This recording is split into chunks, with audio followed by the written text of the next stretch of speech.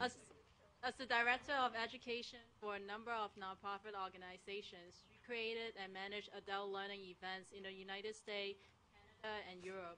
Ms. Smith's range of experience encompassed the design of hard copy training programs for sale, regional seminars, customized workshops, and international conferences with 3,000 attendees. In the for-profit sectors, her efforts were primarily focused in the areas of program management and staff development. Smith also served as a senior consultant in training for Pricewaterhouse, now PricewaterCoopers. As the graduate of a registered program for development of corporate coaching skills, Ms. Smith is now in private practice as business coach. In this role, she helps clients move themselves where they need or want to go. Smith devotes her time to helping people achieve extraordinary results in work and in life. Now let's welcome Judy Smith. Thank you. Can you hear me all right? Yes. Well, after all that build-up and all those years of experience, I think my biggest challenge so far was getting here today.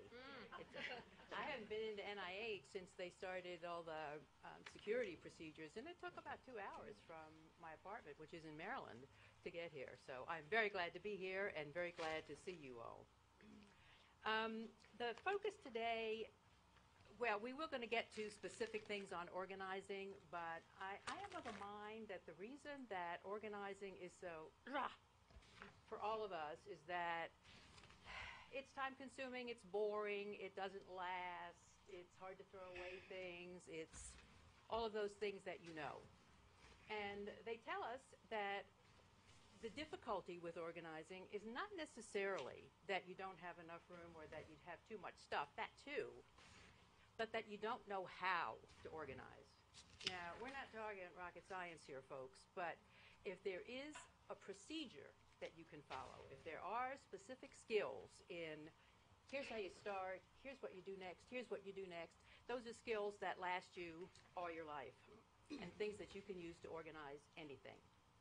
And as I promised in the bullet points that I sent out a while ago, most of you, or many of you, have asked about organizing technology, and so we will get to that next week. And if I can, and without rushing through lickety-split, I would like to get toward organizing time, because until you can organize your time, you're not going to have time enough to organize, and unless you organize, you're not going to have enough time. It's a very reciprocal relationship. So this week we discuss process, and this week we discuss the plan, next week we discuss the process, and we'll go over some specific rooms, et cetera, et cetera. Okay. The first, yes. Sure. Housekeeping things. Sure. I don't know if this is on. We're video casting and videotaping today, so that means that when any of us speak or ask questions, the people who are listening to the video cast can't hear. So if you can repeat the question, and just all of you be aware of that we are videotaping and video casting. And if you were not able to sign in because of the little backup at the door, if you can stop in with us, just sort of trickle over here in the next few minutes, we'll get you set up with the materials. Okay. If I forget, which is easy to do if you're going, just raise your hand and that'll remind me to repeat the question. Thanks. Okay. Well, a lot of you here are a lot younger than I am, but I was born in an era where you strive, you worked hard to make yourself better, to grow in your career or to change careers and reach higher on the ladder, to show to status, for more responsibility. And aren't we all still doing that? Unfortunately, I see somebody shaking their head. Thank you. Sure we are. That is the American culture, is that you work hard, you do well, and you succeed. The problem is everything has gotten enormous now. There are so many things to do and so many things to learn, and information just comes in at an incredible rate of speed. And all this is stuff we know. I'm not telling you none of this is going to be earth-shaking information for you all, But people tend to look at this stuff and say, why am I so overloaded? It isn't you, it's everybody. We just can't keep up with all of it, and every time we turn around, there's another electronic gadget that's bringing us more information. And so what do you do? I know in your home, and I mean in your work and in your family as well. I know when my children were growing up, I thought that I was running around doing absolutely everything. And as I look now in what's available for children, they could be busy weeks on end without ever going to school. There's so many programs, and so you run around taking your kids to things, and you want to be active in their affairs, and I could go on and on and on. How do you manage all of that? Well, the way to do it is not to run faster, which isn't that what most of us try to do, is you speed up because you got to get it all in, and all of these things are required. And unfortunately, that isn't the way to do it. It's a very simple thing to do. You downscale your life, you simplify your responsibilities, and you unclutter everything. Simple. It's done. See, that's what I mean. We all know it. It's not stuff that's unusual. How the devil do you do it? I know a lot of things that I should do, but I don't get to doing it. What's going to make you do it? I know tons of stress reduction exercises. Do I do them? No. Would they help if I did? Absolutely. And so that's why I want to give you a plan for doing this so that you can get at it. Interestingly enough, on this running around and doing stuff, there have been bunches of studies. There's a book by David and Kathy Babbitt called Downscaling. Time magazine talks about the need for leisure is pervasive.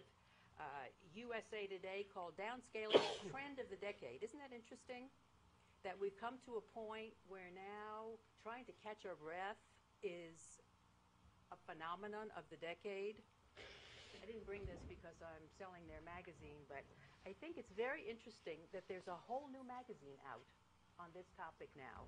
It's called, for those of you who can't see, it's called Real Simple. That's what we've come to. We've all made ourselves so crazy that we have to do something to get a hold of that, and so they put out a whole magazine with simplifying ideas. Basically, the notion is how to get your life back, because yours, if it's anything like mine, is pretty much out of control, because you just run and run and run. And there's some amazing things in here. People will do unusual things to get their life back. And one of these issues, I was reading about a woman who, she was on the fast track there, but for the grace of probably a few things, go I. You want to succeed, you want to grow, you want to have the office. If you're really good, you get the corner office with both windows. And she got to a point where she said, you know, this isn't satisfying. I've got all that.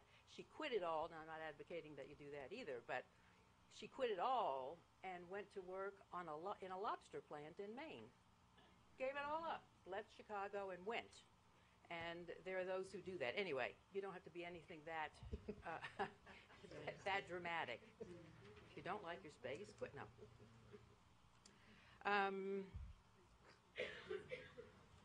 Okay, taking back your life. You do have to look and identify the things that you would like to have happen. You know, it's like that old definition of craziness is doing the same thing over and over again and expecting different results. Is that if you really want to get some kind of gain, you have to look at it. This is not to say you have to be like the lobster lady, but you at least have to look at where you are now. And dream if you have to, but there's probably a lot of reality that you can put into it and say, okay, where is it possible that I could change what I'm doing now? Change is scary, but you can do little bits. And then you make a strategy. How am I going to go about doing this? Okay, it's wonderful if I say I'm not going to be so busy in the afternoons anymore and therefore have time to make dinner and not look like a frazzled idiot when everybody comes for dinner. Well, it's possible to do that. What do you have to do to make that happen? And so you're going to lay out a strategy for doing that. And then you're going to make a plan. How are you going to put that into effect? And then you're going to organize. You're going to unclutter. You're going to reduce, and you're going to simplify your possessions and responsibilities. And don't we all know that? Every time I look in my closet, I say, I am going to simplify. Now,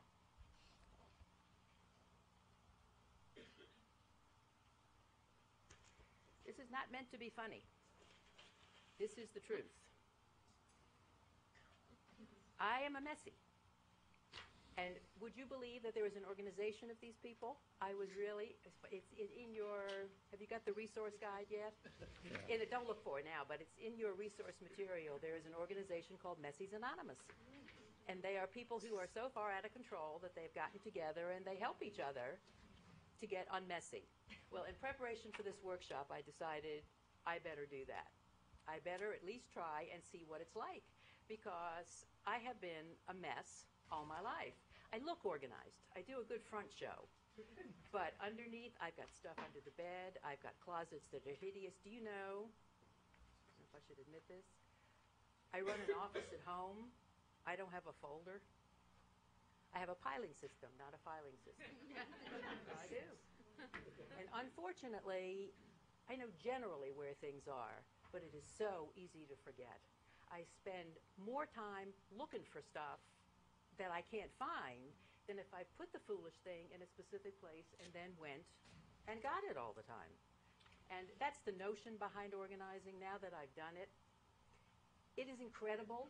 I mean, I sound like I am so obsessive compulsive, but I promise you, once you get even a few things organized, it is so comforting to look and you know where things are.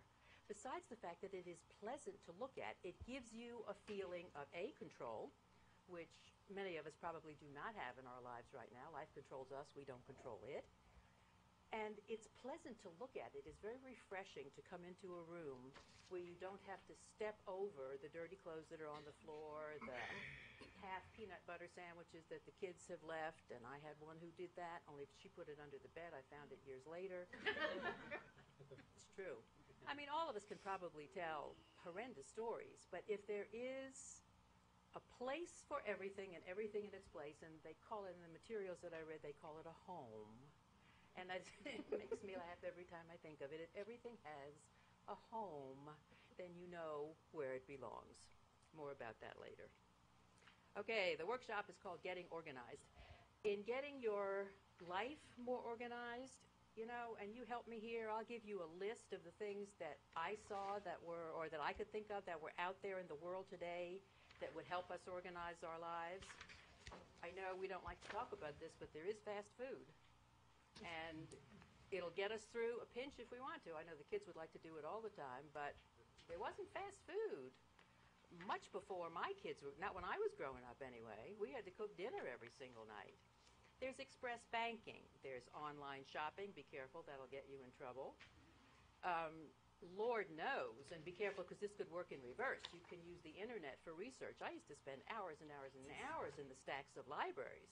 You can get on the internet now, and if you don't get hooked and stay there forever and ever, you can find out anything you want to know about anything. The microwave. I have to tell you a funny story about the microwave. We're getting things faster and faster and faster, and when my kids were in school, we had, do you know what an Instant Hot is? It's that thing that's on the sink, and you turn it on, and it produces boiling water. And my daughter, who was then in junior high school, and her friend were over visiting, and I was making some tea, and so I turned the Instant Hot on. And my daughter's friend said, "Gosh, Pamela's lucky that she's got an Instant Hot. I hate waiting for the microwave." Well, you see, things speed up, and we expect all of these things, but you know, these things do help us save time.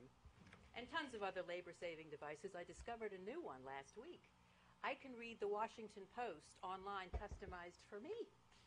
I know people know about this, but I just found out about it. I thought that was terribly exciting. I don't have to go through the whole paper if I'm in a hurry.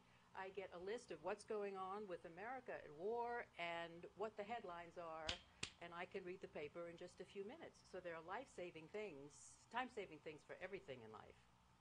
You can also get outside help, and I know that this goes against some people, those of us who were raised in an era where, what do you mean, pay somebody to come in and clean? We all know how to clean.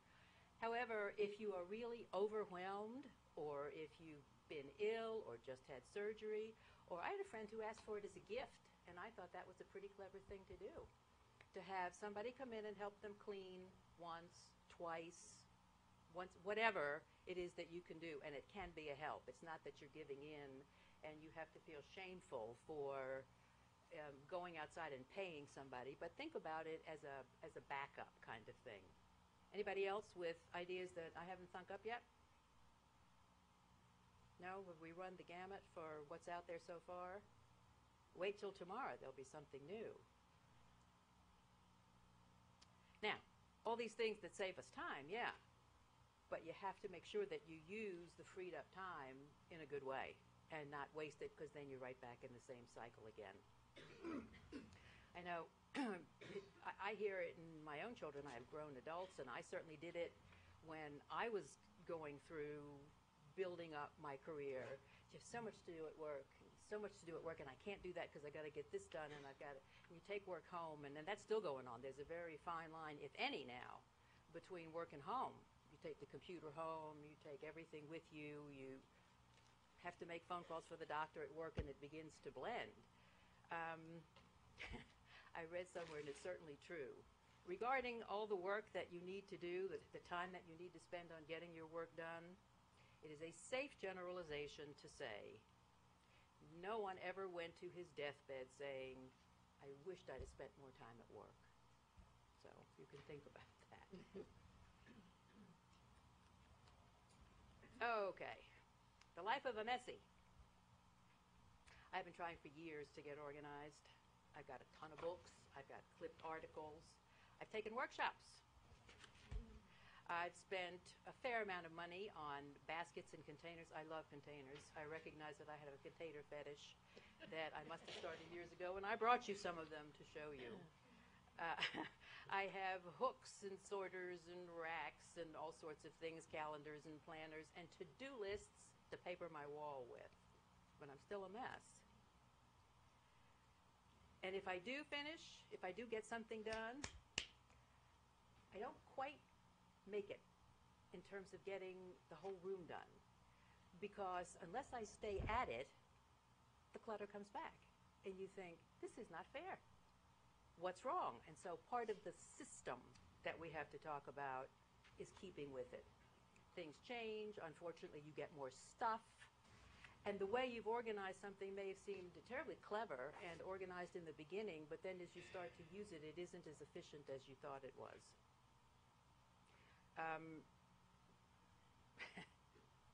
You talk about being disorganized, not knowing where things are. I want you to know I have no idea where my passport is. I know it's in one of those boxes. I haven't lost it, but you see, it's because I haven't put stuff away. And my best story is I bought 2 new pairs of slacks, took it to the alteration people to have the hems put into it. I have no idea where they are. I'd really like to wear them, but my closet is such a clutter that I can't find it. So, you see, I speak to you from good background. I'm a rotten mess. And so we're not going to talk so much about the solution at the moment as we're going to talk about the problem. Teach you the foundation, the how-to of organizing. And interestingly enough, you don't think of organizing as being this terribly deep issue, but you really have to customize it for yourself. The organizing system has to reflect what's important to you, what your tendencies are, and what makes sense to you.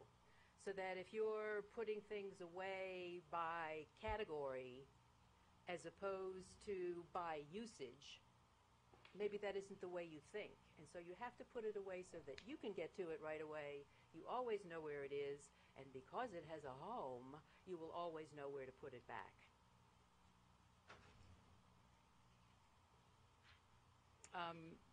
Because we couldn't possibly go through all the details that I need to go through, I left you with a lot of reading material.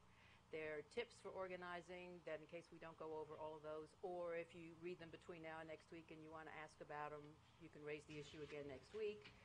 There's a bibliography. There's tons of reading material out there. And as I was cruising around on the net, there are so many organizing stores, magazines, catalogs, resources. If you need help, by golly, it is out there for you, because apparently it is the trend of the decade. It's almost a survival skill now. because of all the stuff that we do. New definition for organizing.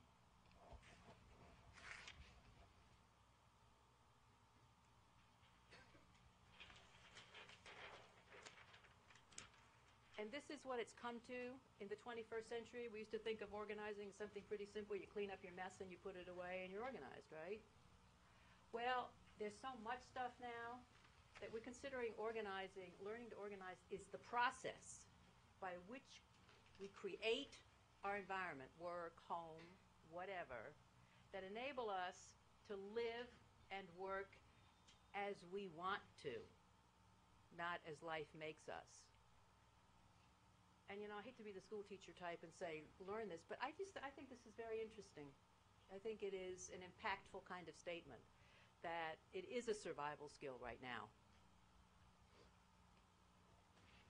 You can't afford to be not organized anymore. And what I was saying before, the system that you adapt has to personally fit your needs, your situation, and your goals, rather than the way we used to look at it, which says, okay, you got to change up here because this is ridiculous. We're going to change everything and we're going to put it in order. It doesn't work anymore. Once again, we're so busy that we need something that we can hit into right away. Any questions so far? Comments? Issues? Okay.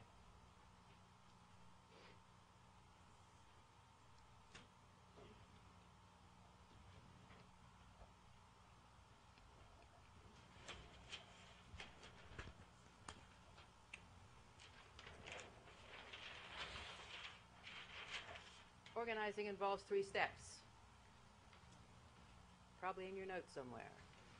Analyze, strategize, and attack. Okay, the analysis is, where are you now? Maybe you're perfectly well organized. Where are you now? Where are you going? And what's holding you back? And then you're going to create a plan for your action, including a realistic schedule for making it happen. And then you attack. Now let's see if I can get, first off, you start out with realistic goals so that you're not looking and saying, I have to organize this house. Can you see?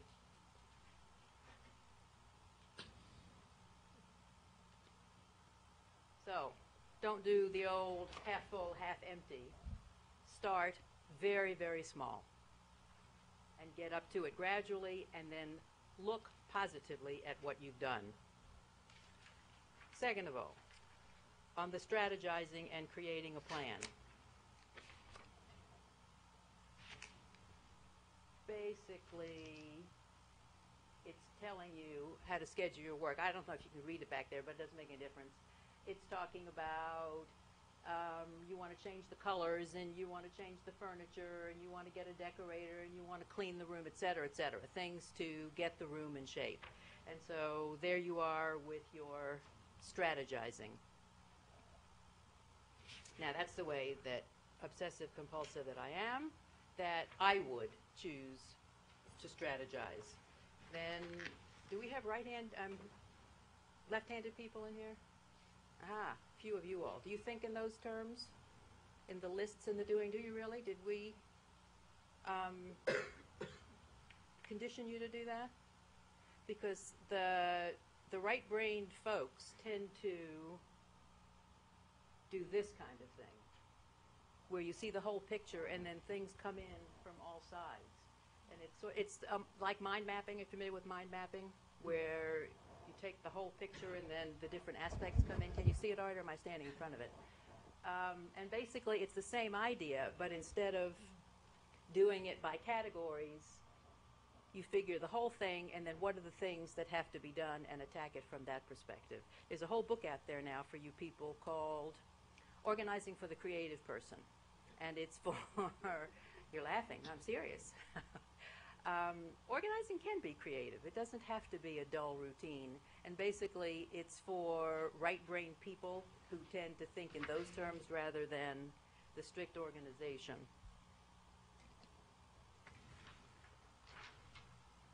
And as I said, don't start organizing your house, or you'll forget about that. Little bits at a time. You know, it's the old, and that's just one room. That isn't the whole house.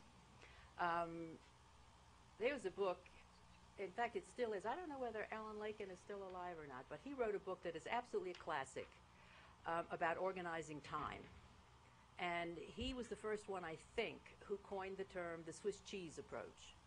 Instead of looking at this big mound of stuff that you have to handle, you make holes in it. You do a little bit at a time. And when it comes to organizing, do something that you can see first. Don't do the last shelf in the closet because it gets hidden. Do something that you can look at so that you feel good. Do the dresser top or do something that you can get to right away.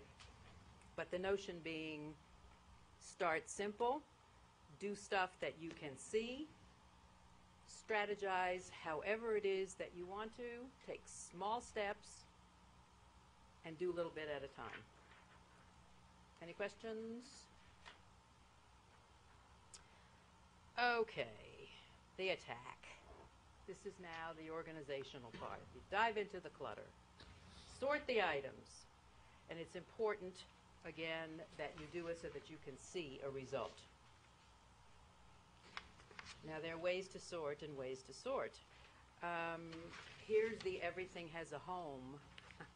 And this is how many of us think that there are these cubicles, and we'll use this next week in terms of good containers. If you have a specific place, and of course this is an ideal, where every one of the cubicles has a space. But you see, you know, it's funny because the cat's in there and the goldfish are in there and all of that, but just think of how simple that would be if every time you had to put away that, is that a Scotch tape dispenser? Every time you had to put that away, you knew exactly where it went, you shoved it in, and then you went to do something else. So the notion is that you sort your stuff and then give things a home, and I'll get more specific about that. Or, I'm back to the right brain folks again, don't think in those terms. And although I'm not advocating this, but if it works for you, baby, anything that you call a home and any way that you get it there, as long as it has a specific place, then it's fine.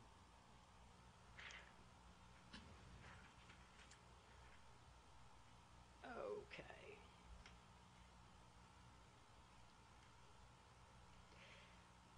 People studied to see what was wrong with why 90% of the people who are disorganized don't get organized, and they divided it into 3 particular problems. And I think it is significant to focus on this because this is why organizing doesn't work. Everybody can figure out a way to do it.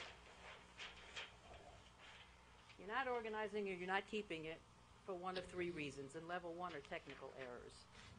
A technical error are simple mistakes in the organizing system that can be fixed, and we'll get to that. Or there's some external reality that keeps you from being as organized as you can be. I'll get to that. And psychological obstacles, and while I do not intend to be Anna Freud, there are some things, and I found it terribly interesting, that I fell into so many of those, and I'll bet you do too. You don't realize that these things that are playing upon you that affect, and everybody knows that emotions affect thinking and emotional reality and all that, but it affects the way that you organize too, and I'll show you. And it's not unusual to have a lot of those, the 3 realities operating at one time. Okay, technical errors. Items have no home. Can't put things away if there's no place to put them. If your things are piled up all over the place and there isn't a designated spot for them, you'd like to put them away, but you don't know where. So you leave the items out. And then you leave more items out, and pretty soon you can't find a bloody thing. Isn't that how it works for most of us? The solution, of course, I always have these wonderful solutions, but you got to work to do it, is take the time to evaluate what you have and assign a single place for it. Then you'll always know where to put it. Another technical error is it's inconvenient storage. If you're using something or something that you habitually use in the bedroom and you keep it in the storage area, Oh, there's so many times where I come home and I am tired, and I know where the stuff is, but I'm not going all the way over there to get it. But if I had it organized so that the stuff was in the bedroom, wouldn't I be able to get at it, use it, and put it away in its home much faster, and it would stay organized? Suppose your systems are hampered in some way. You got too much stuff smashed into a drawer. Consequently, you can't open the drawer. Guess what? You're not going to use it very much, because when you do, you're going to have to empty the whole drawer out. Or something is blocked by a piece of furniture. You're not going to move the piece of furniture. Or the storage bins are stacked too high, and what you need is up there. That needs a reorganization system. In my case, making myself out to be a real pig.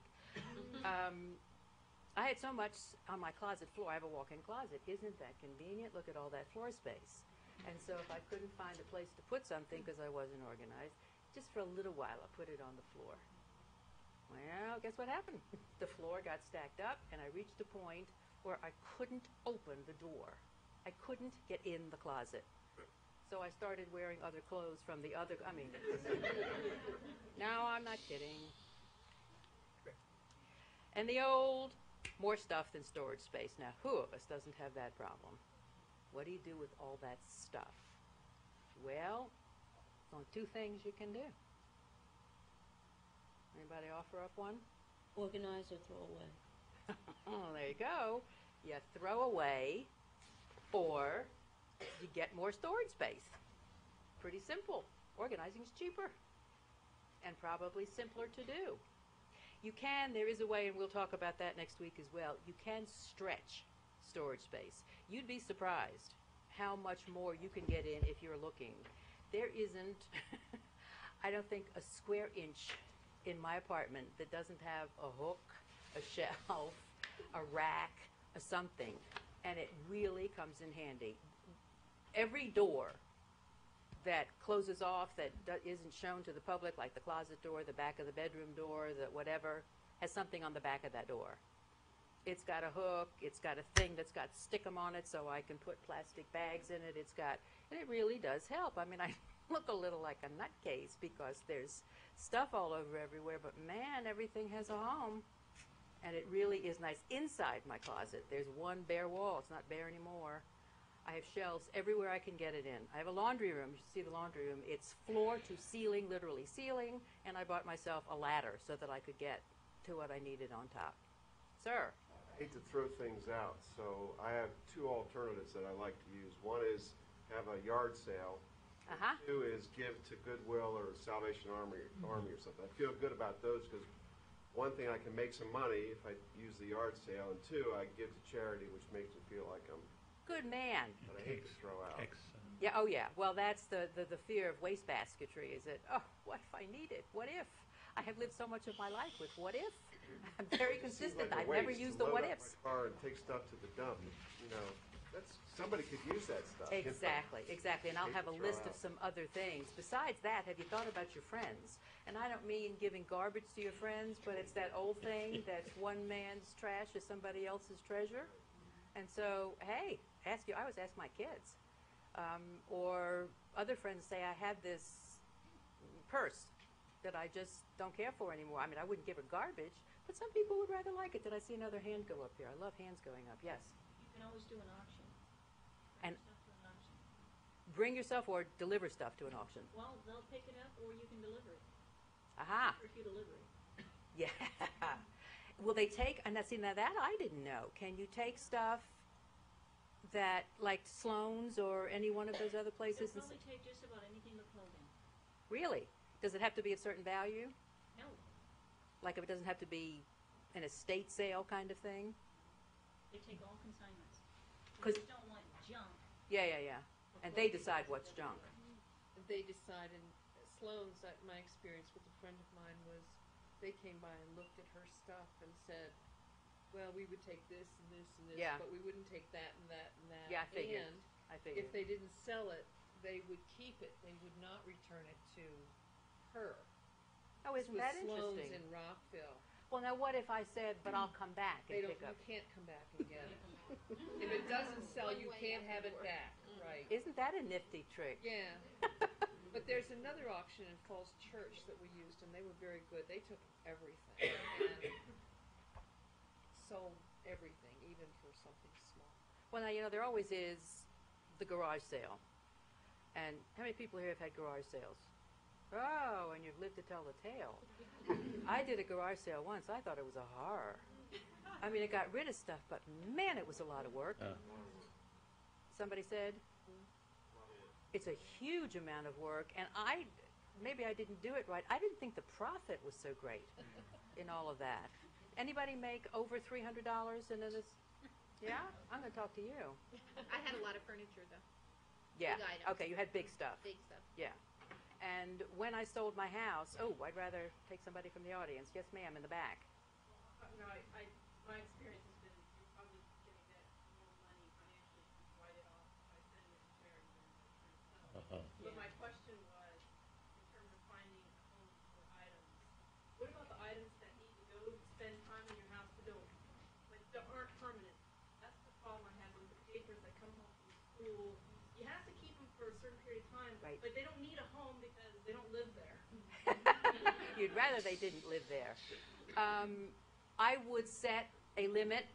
You find out what the limit would be, and you tell your I don't know how young your children are, but kids, of course, want their stuff to last forever, like an antique. But I'm not even talking about stuff for that stuff that they send home for me. A lot of, my piles are mostly paper. Oh, paper's the killer. I mean, you get more and more paper. The mail items, things that come in that need addressing. So you leave them out so you don't forget about them, but then there's... Oh, we'll get to that, too. Yeah, what I tend to do is, and what many people tend to do is, you leave the stuff out because out of sight is out of mind. But you do that with enough things, and pretty soon you can't see anything. So it's all hidden, you see. But if you had a folder, and that, again, the specific processes we'll go over in detail, but if each one had a home, if you had administrative files like this is when the PTA meeting is, this is when the da-da-da is, or you do it by categories. These are the church activities, these are the school activities for this child, these are the whatever, however you choose to organize that. And then you keep it for, do you ever need anything more than a month? Set it and see. Set it and see. There's a thing called, I'm really jumping ahead, but they call it the measles system. And you go to Staples or Office Depot and you buy little tiny red dots. And every time you look for one of those things, you put a little red dot on it. And then at the end of the month, see how many red dots you have, and then you'll know what it is that you need to keep, and maybe you need to keep those for 2 months. Rarely much more than that. I mean, I have a habit of keeping newspapers because I know I'm going to read that. And I don't. It's not funny, folks. And I have a stack of them, and then every once in a while I look and I say, this is ridiculous.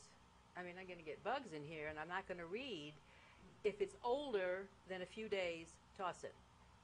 Because if you're not going to use it again, saving it isn't going to make it any better. Yes, ma'am, the lady in the pink. I was going to ask how he finds things that are sellable because it's saying now. Speak a little bit louder. My issue is papers, and then I'll have company over, so I throw them all in a box. Entire room in my house that is the box room.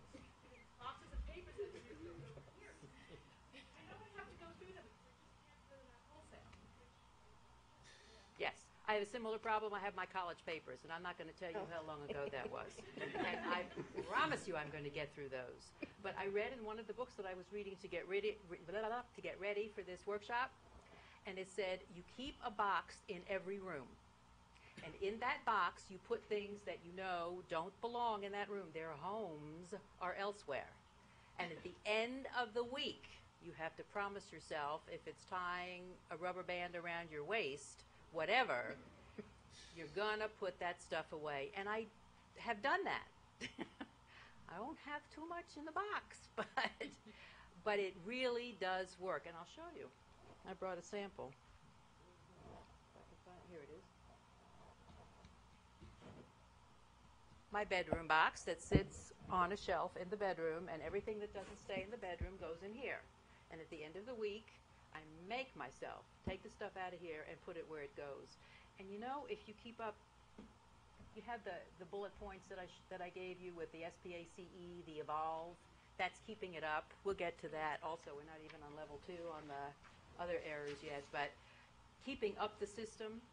It's a simple way to keep up the system, and if you get something that's attractive that doesn't look like a rotten old box so that you hate it, I mean, if you get something that's decent, I told you I have a container fetish, and I have beautiful containers. And it's really not bad if on Sunday morning, Sunday afternoon, Sunday night before you go to bed, whatever, that's the best time for me because it's the beginning of the next week, put away the stuff or throw it away or get rid of it. But that box needs to be empty by the end of the week. And I have a bigger one for the one that's in the kitchen because I usually collect a bunch of stuff. But you see, these things come in totally different sizes. They can be pretty attractive. I keep this on the tea cart outside the kitchen door, and it really is simple, is that if I see something that doesn't belong in the kitchen, like the paper folder or whatever, just toss it. And that way, too, if I can't find something, and I've looked because I don't remember what its home looks like, I look in one of these boxes, and chances are it's going to be there. Don't I sound altruistic? If I could keep up with that 100%. Yes, ma'am? What do you do with paperwork that you need for years?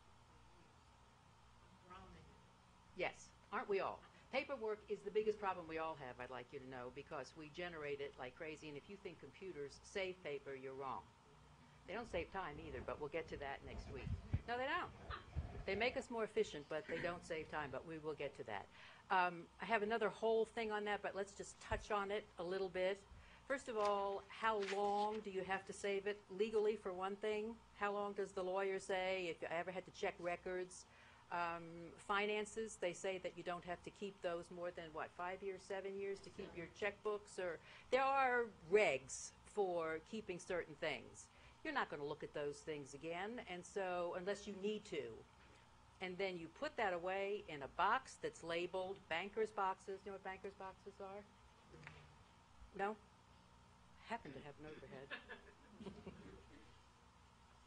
Yes, you do. You just don't know what I'm calling it. Thems. Can you see it? Yeah, just the standard kinds of stuff. I mean, you can put it in a carton, but those are nice and sturdy, and they can be labeled easily. And so those can be your financial records and receipts and blah, blah, blah, whatever, or your legal issues or whatever you need. And then put it away into a storage area. If you're lucky enough to have the room in your home or your apartment, you can do that. Or you can share, I don't even know what rental storage space is now, but you don't want to pay another month's rent on that. So share it with 2 or 3 people if you don't have but so much stuff. But for heaven's sakes, get it out of where you look at it every day. It gets depressing. No, it does. If you have a garage, it's perfect. You have a little storage area in the garage and put it in, or you put shelves up and see that you can put on a ceiling if you've got a big enough ladder. You just hang it up. I put bicycle hooks. You know what those are? Those great big things. I hung those right off the ceiling in my laundry room and then put one flat board across it, and I put stuff like that up there. I figure, how many times am I going to get to do it? And if I do, I get my ladder out and crawl up there and get it down, but it wouldn't be more than once, twice. So that kind of stuff, I'm telling you, I've got stuff hanging from everywhere, but at least it keeps me from having to look at it all the time. Does that partially answer your question? I'd find out what the rules are. Same thing with the gal who asked about the papers that have to be saved. There has to be a limit to those papers. Find out what that limit is, and then either toss it or store it, but don't keep it hanging around. She says like her papers are all clean. Okay, we talked about stretching space. Or you have a confusing system. You put something away, and a few weeks later, haven't I done this? I know I put that away. It has its home, but I can't find the home. I don't know what I did with it. I put it away so carefully. So that's another technical error. And the old out of sight, out of mind, and you got to be careful with that. You ought to see my nightstand to remind me to do stuff before I leave for the day. And you know what happens, though, is that you make some bad mistakes with that out of sight, out of mind stuff, because you know that you have to do it, and that's why it's out there. But if it gets buried, the bills get paid late, the library books don't turn back in time. You know it was out there because it was there to remind you. Am I making a good case for organizing? Yes, sir. Yes, ma'am. I'm here because I'm behind in my bills, and I'm getting double bills. I have never done that, but I was so overwhelmed with paper Oh, welcome to the and fold. all kinds of stuff. And I saw the bills coming in. I said, okay, I'll pay those later. So it wasn't like I couldn't find them. When I looked, there were just so many of them. Hmm. So I didn't want to. And I knew it was going to happen. I kept saying I'm going to do it. Oh, But and when they came in double, I didn't care. but then you were late. They came in double because the first one didn't get paid. Right. Ha ha, who couldn't relate to that? Okay. What I found was, in terms of having papers that you can't find, you have a lot of stuff. But even if you just started with papers, especially if you've got folders everywhere, I keep the papers in one place. But it's all over the place. They're all over the place. Yeah. But I also, I do genealogy, so I have a lot of notebooks filled with papers and all kinds of stuff. And what I did was, I went, instead of trying to file everything and put everything, go through all of that stuff and see what was in there, what I did was went in and generally looked at different things and had a notebook. And I said, notebook number 1 has this kind of stuff in It's it. exactly what you have to do. And number 2 in the bedroom has this kind of stuff in it. And down in the basement, that book or that file, whatever you have, notebooks or files or whatever, and so the notebook will tell you where things are. Absolutely. And kind of what's in there. And that kind of saves you a lot of steps when you're looking around trying to find tax papers or... Good for you. That is exactly what you do. You put it in some kind of container, some kind of home, if you will. And if things are different sizes and things, get a good old 3-ring notebook and punch holes in it and put it in that notebook and label the notebook. That's a biggie. And, you know, I know this sounds ridiculous, but if you just... I read this. I'm not only that compulsive, but it works. If you scribble what's on there, it somehow doesn't have the depth for you that if you... I bought a label maker is what I'm trying to tell you, and you know, it really makes me feel so terribly efficient. Or print out the labels on the computer or something, and you put what's in there. Now, that doesn't mean that that's going to stay there forever, because you might find a better way, like the receipts, the ATM receipts that are in a plastic pouch in one of those things. That now needs its own notebook, because I have enough ATM receipts for this year that it's getting too crowded in there. When you go into your master notebook, and you note that I moved it from Exactly. that location. Now it's in this location. Exactly. And you don't lose your master notebook. Yeah. No, you don't. Or you put it in your computer, and you tell your computer where it is. Well, yes.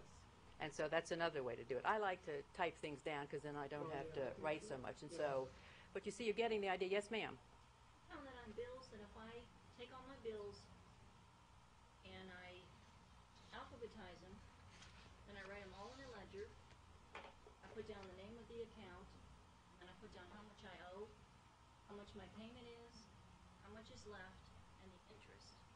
Whoa, that'll scare you, I won't it? can always keep track if I want to redo, change it all to another account where the interest is lower. I've got a track. Instead of going and looking at the bill, I can just pull out my little ledger book. And when I file my bills, I always file the most recent on the front. And I put a cross on the bill. I write the check number, the date, and the amount. We're all going to hang on with you. Because I don't do that. And that's part of the psychological obstacles, is that we had a lot of financial issues when I was growing up, and I was married to a man who was a CPA. I think that's probably one of the reasons I married him, is that he would know how to organize. But he wanted to do the organizing. He wouldn't let me. And so here I am at the ripe old age of whatever I am. I have no clue as to how to handle money. No, and that's not funny. That's very scary. And you hear a lot of widows say that, is that their husbands always took care of things and they have no idea what to do. And so I have this obstacle in my head. I don't want to look at money. I see the bill come in, and I know this sounds very childish, but it is a psychological obstacle. The bill comes in, and I don't want to look at it. And I won't even open it for another day or two because I don't want to have to deal with that. And so there are other issues. We haven't gotten to the psychological obstacles yet. And even though I think of myself as a reasonably intelligent, efficient woman, finances make me nuts. And you know what they do have now? I've seen them all the way from cardboard to my kids gave me one for a Christmas present one year that's made out of wood that's gorgeous. It's numbered 1 through 31, and they're little slats. And you take that bill and you open it up. You don't even have to look at the amount if you don't want to. And see when it's due, and then you put it in 3, 4, 5 days before that in the slot so that it gets mailed on time. And then you keep it where you can see it. I'm real clever about that. I put it on the floor, and then I can't see. Now, you put it, you know, on the dresser, on the desk, on the whatever, and you know what's due. And you can also put your birthday, anniversary, whatever cards in there. It's a good filing system for what has to go out in the mail. Your system is very efficient.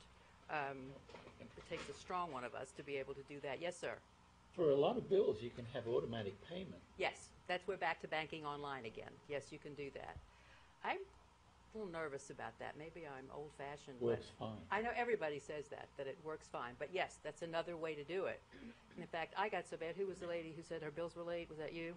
I'm sorry, I didn't mean to point. But I was so far behind because I didn't want to look at the stuff that I was driving around town one night before closing time and delivering the bills to the stores that I owed money to because I knew it wasn't going to get there on time. Now, you know that's stupid, is that you keep up with it so that you don't have to do that. But that's what I mean by organizing and reducing stress. Look at how much less stress that would be if I had that organized. And another thing, too, is if you do pay some bills online, what I had to do, because I look at all those bills and get overwhelmed, I sorted out and noted which ones I could pay online. First of all, some of them I hadn't looked at to see I could do that.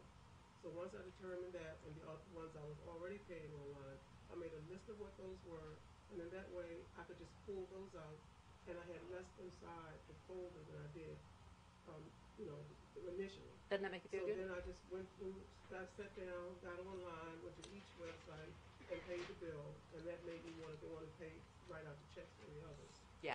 Yeah, it does motivate you. And see, that's what organizing does also, is that you start organizing, and as long as it's something that's visible that you can see, you really do feel pretty good about it, and then it does make you want to do more. That's what has happened to me. And organize what you can see is what I was talking about before.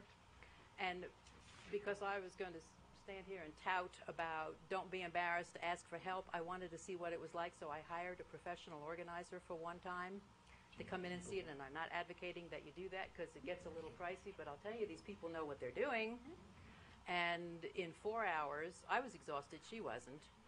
And I had done a bunch of stuff in my bedroom, which was a total disaster because nobody sees that, right? You just close the door, and so you can live like a pig because nobody looks at it. But anyway, she wanted to do my closet because I couldn't get in it. And so she was going through the closet, and she said, first of all, I wouldn't have any pants on clip hangers. I said, why not? And she said, because then you can't see what's on the floor. And so you can't store on the floor very well in cartons if the pants are covering it up. So she changed all of those clip things. I didn't mean to get into details, but at least it'll give you an idea of there is hope out there, is hanging the pants over so that they all are together. Then she said that all the things, first of all, you have to put the categories together to be sure. You have to put the pants and the blouses and the shirts, et cetera, et cetera. That goes without saying. But then it has to go by height. So the pants go first, the blouses, then the skirts, then the long dresses, then the whatever, whatever. And I want you to know, you cannot use metal hangers because they're not sturdy enough, and then pretty soon they begin to sag and your closet looks tacky. And I laughed and I said, now really, I'm lucky I can open the door. Who's worried about wire hangers? But wait a minute. And if you'd like to know, if you really want to be the obsessive compulsive queen or king of NIH, you can only have 2 color hangers in your closet, no more than 2. So I have blue, see everybody laughs. I have blue and white. I went to Target, and they have, that's fancy, isn't it? And they have a stack of like 3 dozen hangers for 99 cents. And I only buy things on sale, especially for things like that, and I bought stacks of them, and I did what she said. You know, I want to tell you something. It's beautiful in there. No, it really is. I've never had a closet that looked that good. What are the colors for? I'm sorry? What are the colors for? For the colors of the hanger, so that you don't have mixed up colors and you have a brown one and a white one and a green one and a whatever. And so, Just have them all the same color. oh, you can have them all the same color. Then you really are the queen of obsessive compulsive. If you can find them all the same color, good for you. But if you have to mix them, no more than two. I'm sorry, I didn't make that clear. Yes, white's easy. Plastic? No, the white plastic ones, yes, but not the ones that, you know, that have the spaces on the top that you put stuff in, because those break very easily. And so to keep your closet looking beautiful, and I said, why are you doing that? We could be doing something else. And she's organizing all the stuff. And she said, because I know what it looks like when it's finished. And by golly, she was right. You look at that closet and you say, by golly, I'm organized. And it does feel good. Okay. I, too, will make you totally obsessive compulsive. All right. Level 2. Got the technical errors as to why these things don't work. The external realities.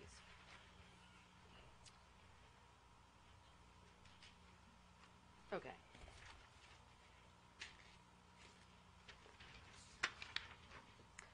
You have an unrealistic workload, too much to do, can't get it done.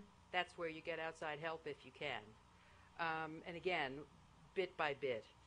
The speed of life is too much. Well, of course, the go, go, go frenzy is all about that.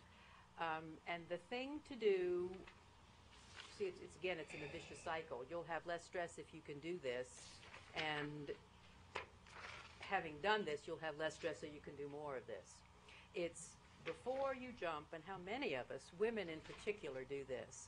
How many of us say, I'll help, I'll do that, I'll be on the PTA board, I will do whatever. How can you turn these people down? The church needs you to serve the something something supper, and I'm not being sarcastic. I'm giving you an example of things where it's very, very hard to say no to. And that keeps up the frenzy. If you're doing all of that stuff and you're working day and night, when are you going to have time to organize? I got to tell you one more story. When I was younger, and my youngest, who is now 29, so you see how long ago this was, she was in an after-school program because I worked part-time. And I was on the PTA board, and I was room mother because I have 3 daughters, and once you're a room mother for one, everybody wants you to be one, and so you cycle her, and I was busy all the time. And a friend of mine who was not married, had no children, said, what do you do all that stuff for? You run around like an idiot. And I said, it's very interesting that you should say that, Diane, because some people look at me and say, Judy, how do you do it? I said, where some people respect that, you are looking at it and being critical. And she said, because you'd be less stressed, whatever, whatever. Well, I'll cut to the chase here. And she was having dinner with us one night, and we were sitting around the table, and I was about to serve. I swear to you, this is true. One of the chairs was empty. I had forgotten to pick up my daughter from the after-school program. That's when you don't know how to say no, and you do too many things, and you think that's speeding up. Well, Diane thought that that was just a hip-slapping hoot. And for Christmas, she gave me a present that I still have, if I can find what I did with it, because I keep it attached to my refrigerator, lest I ever forget that message. And I don't know if you can see it back there, but it's magnetized and everything, and it is a pot holder that says, Judy, how do you do it? Keeps you on target. Okay. Another whole issue arises, of course, when there are major changes in your life. It causes all kinds of changes when there are these major things, but organizing's not the least of it. And it's not unusual that whatever organizing you've done is going to change because you have a whole new set of reality, and I'm pretty sure that's in your notes. The moving, getting married, having a new baby, all of those are pretty obvious. They cause stress in and of themselves, let alone with organizing systems.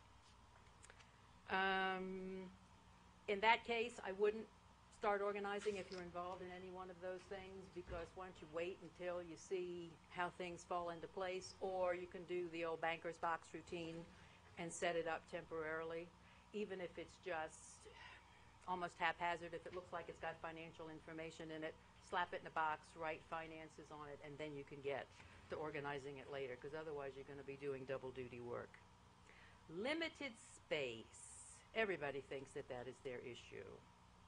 Now, is that the external reality that we talked about that really is you don't have enough space, or is it the technical error that you got too much stuff to go into the space? And you've got to be careful. And I don't know who was talking about how hard it is to throw things away. The gentleman in the back, I think, yeah. We're going to get to that in detail, because you're not the only one with that problem.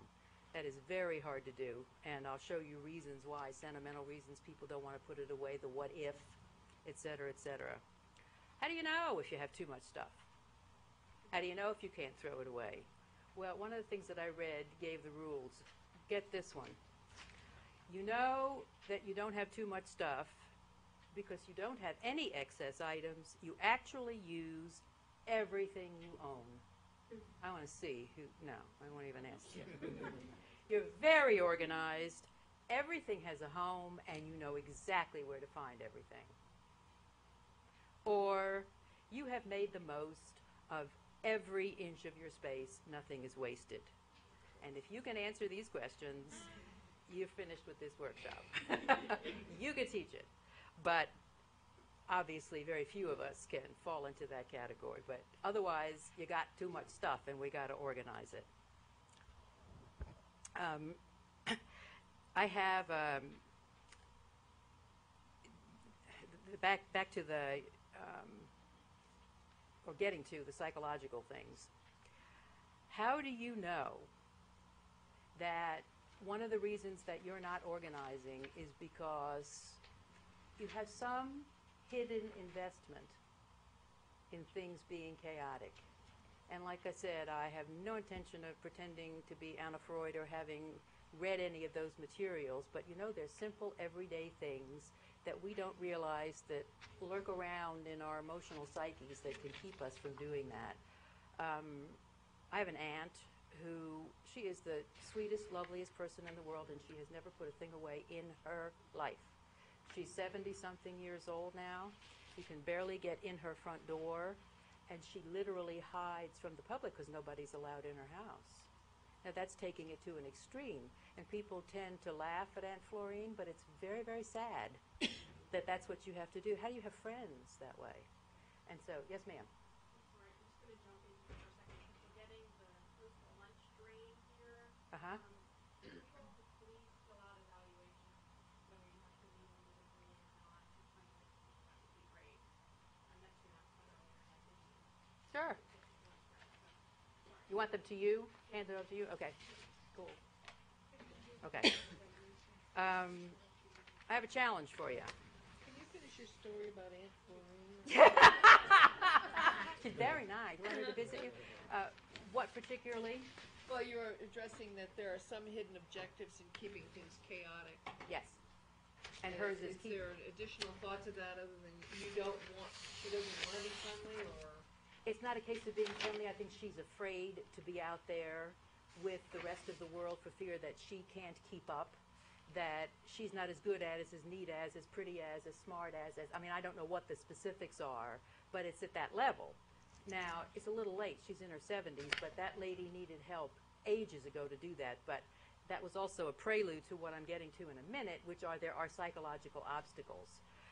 People aren't as heavy duty as Aunt Florine in terms of, oh my God, it's hideous. You can't even move in there, but some of us do that to certain levels where, no, you can't come in. I mean, I do that in my bedroom. No, you can't come in my bedroom because, and so she takes it to 5 extremes less, but I'm going to list for you 10 or 12, and I was just hoping to set the stage so that you didn't look at it and think, you know, this is a little ridiculous, but there are emotional issues, and I just wanted you to be open to that possibility. Does she know you do this for a living? No, we don't talk about that. Okay, if you have an hidden investment in staying organized, there should be a chart of things on your paper, in your notes. To find out if you have some hidden investment in staying disorganized, complete the survey below. Are you with me? It starts with, are you a highly visual person? What's that mean? Page 5. Have to see everything? Yes, as opposed to just let me hear you and I'll remember it. Now I have to see it. That's what it means by you like to see things to get things. If you will put a Y or a no, a Y or no, a Y or an N for a yes or a no by each one, we'll go over it quickly when you're finished. It shouldn't take you more than 2 minutes or so to do it. It's on page 5.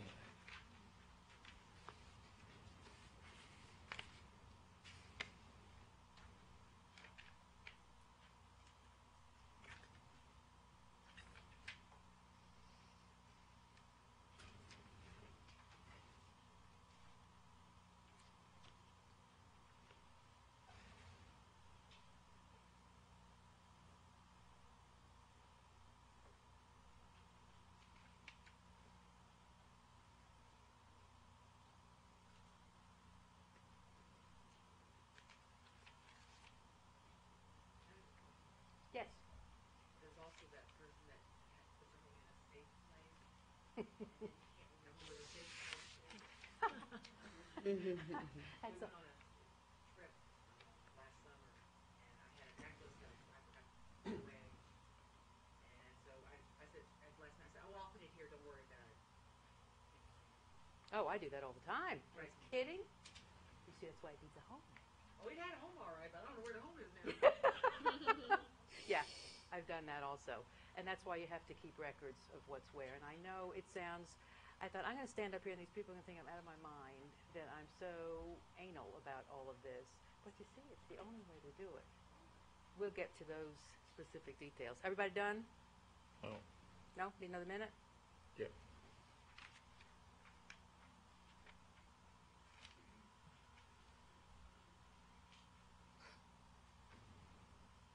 Okay. Anybody have any comments about any of these in particular? Otherwise, I'll just skip through them real quick. Anybody see themselves here? Tell me that, okay, I see a few head shakes because it's pretty easy. The gentleman in the back, number 3. Boy, can't we all relate to that? Does the prospect of getting rid of anything disturb you? Yeah, what if I need it again and I won't know? You can keep it to its logical extreme. I don't think I'm going to need my college notes anymore, but they've stayed around for that long. So you guys laugh at me, but it's true. Do you habitually buy things in large quantities? What ladies can relate to that? Yeah. How do you think, Costco. yeah, Costco and the other one? Sam's Club and Yeah. BJ's. They make a lot of money doing that. And because we think that it's going to be essentially cheaper, and then we create one heck of a set of clutter in the house. I love looking at their cereal boxes. It looks like my dish powder.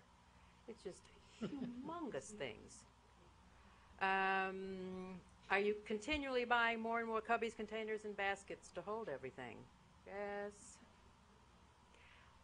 This is me. Did I see the hand go up? No.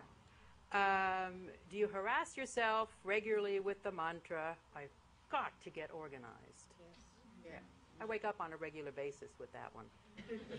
Because I do. I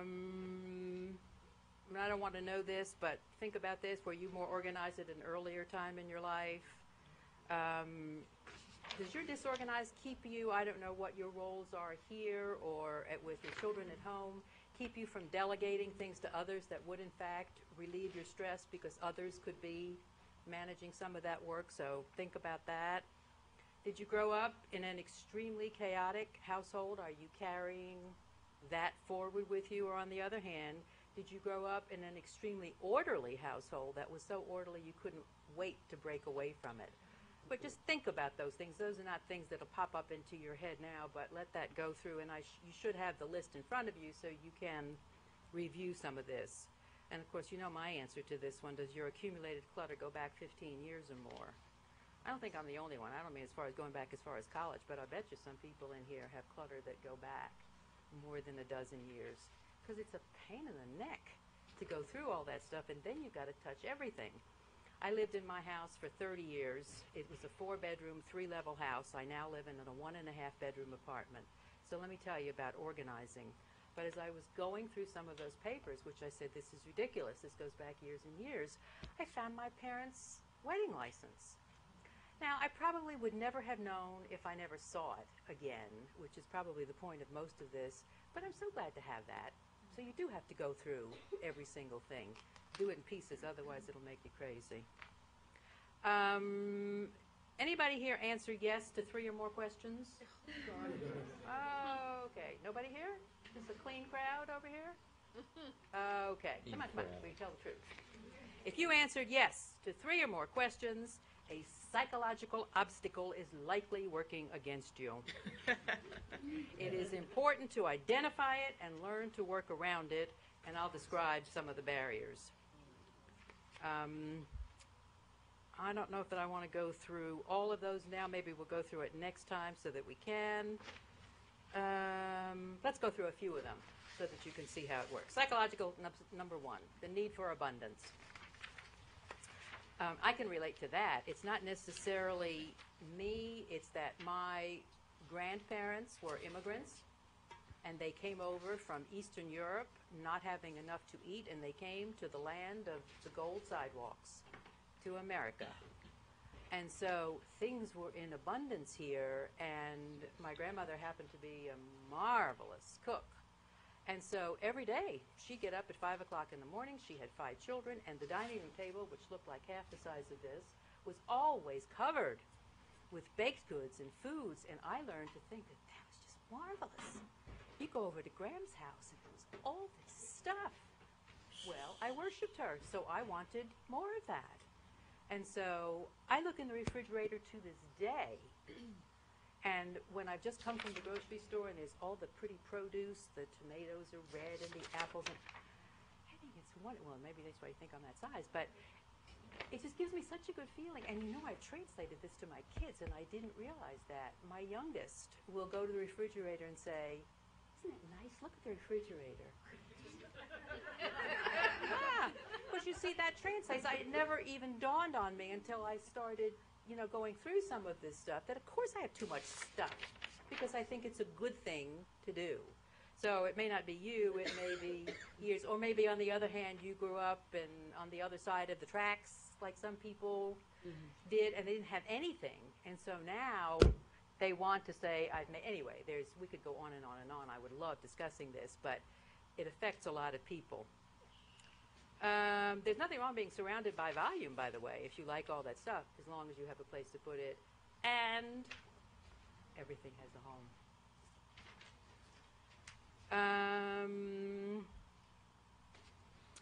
By the way, in terms of all this organizing stuff, it's better to, rather than just willy-nilly try to get rid of stuff, it's better to organize what you have as best you can, and then see what becomes excessive. Then you'll know what to get rid of. And don't do what I did, expect to become a minimalist overnight. It just doesn't work, where you say, okay, today I love abundance, tomorrow I don't need anything. And, it's like any other change, that you grow from that, but you also need to know that the more you have, whatever it is, the more work it's going to cost you.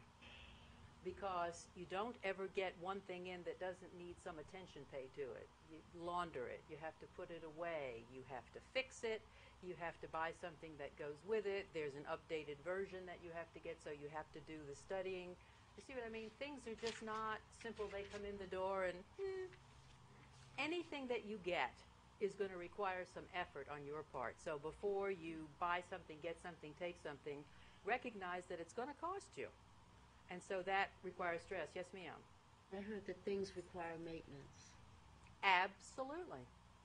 On every level, no matter what it is that it doesn't just sit there and do nothing, or you wouldn't have bought it anyway, unless it's something that you want to be decorative, and then you got to dust it, and clean it, and if it breaks, you have to put some, I mean, everything is going to cost you something in terms of energy, efficiency, work, stress.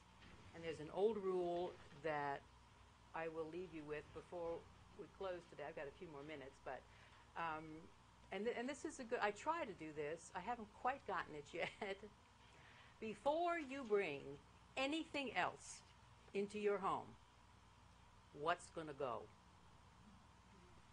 And you know, that'll hold you for a while.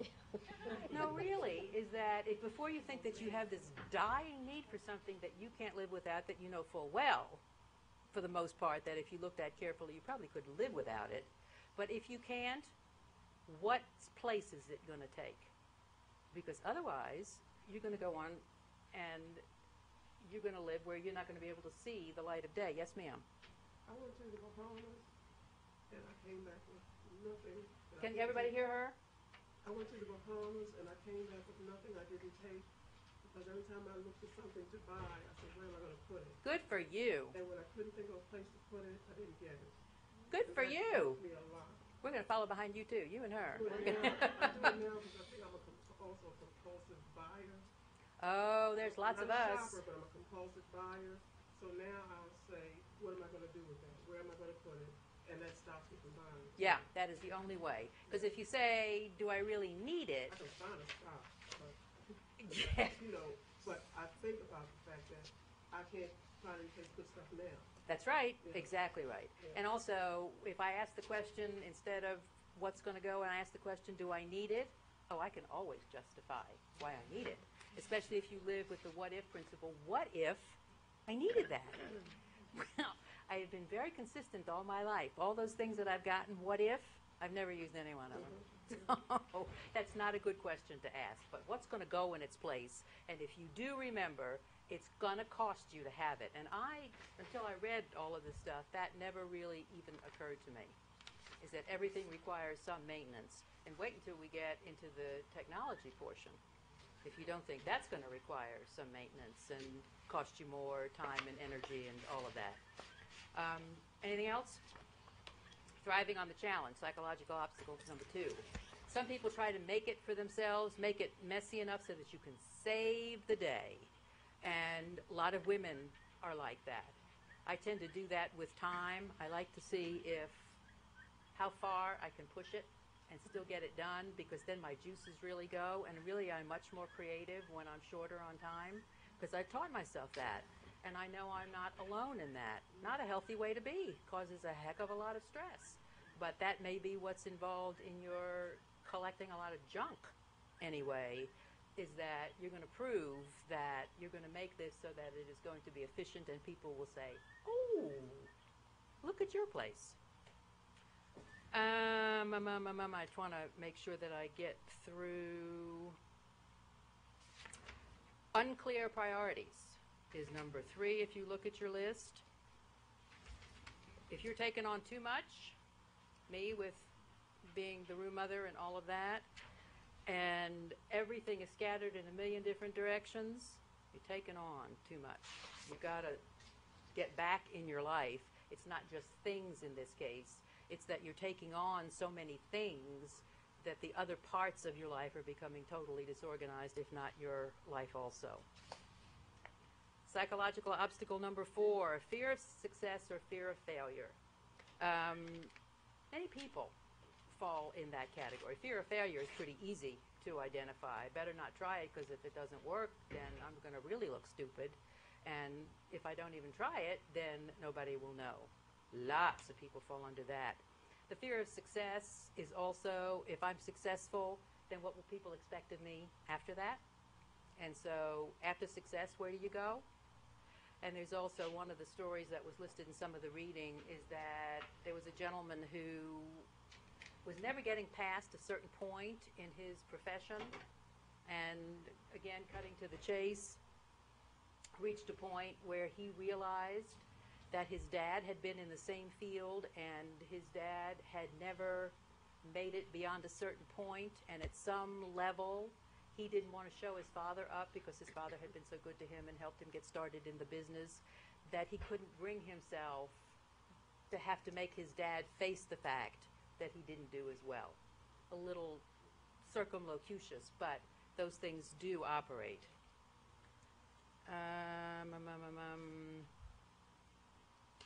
Number 5, a need to retreat. Anne Florine. Who asked me about Anne Florine? Yes, a need to retreat. Some people use clutter as a protective shield, a barrier between themselves and the outside world.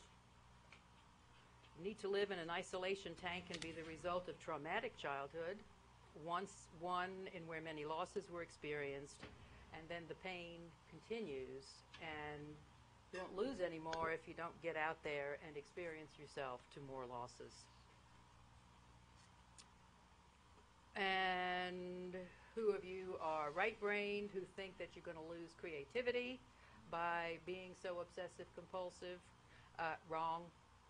It's that you can be even more creative if things are organized because it frees you up to be able to think.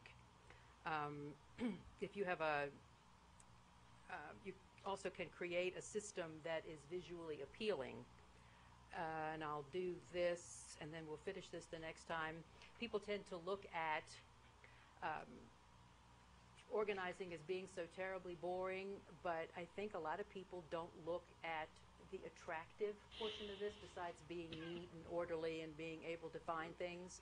You can make things a lot more attractive. As you can see, they have tons of beautiful, creative boxes that you would like having around because they're so attractive. And they come, I hound Tuesday morning because Tuesday morning has tons of this stuff. You see, they come in all sizes. Can you see back there and see how small some of these containers are? I'll leave them up here in case you have time to walk by and see it. And